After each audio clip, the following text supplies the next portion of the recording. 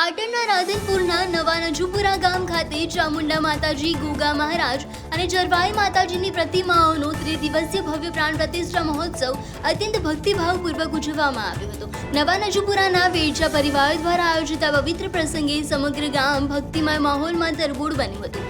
3 દિવસીય સુધી ચાલેલા મહોત્સવમાં ભજન, કીર્તન અને ભોજનના વિવિધ કાર્યક્રમોનું સુંદર આયોજન કરવામાં આવ્યું હતું, જેનાથી ધાર્મિક એકતા અને અતૂટ શ્રદ્ધાનો અનેરો સંગમ જોવા મળ્યો હતો। આ મંગલ અવસરે રાધનપુર વિધાનસભાના ધારાસભ્ય લવિંગજી સોલંકી સહિત અન્ય મહાનુભાવોએ વિશેષ ઉપસ્થિતિ રહીને આશીર્વાદ મેળવ્યા હતા। ગામજનો તેમજ આસપાસના વિસ્તારોમાંથી મોટી સંખ્યામાં ઉમટી પડેલા ભાવિક ભક્તોએ દર્શનનો લાભ લઈને મહોત્સવને સફળ બનાવ્યો હતો। મહોત્સવના અંતિમ દિવસે મહાપ્રસાદ સાથે આ ભવ્ય કાર્યક્રમની પૂર્ણાહુતિ કરવામાં આવી હતી। ખૂબ આજે આનંદની વાત એ છે કે આજે રામનવમીનો પવિત્ર દિવસ છે અને ગામ નવા નજુપુરામાં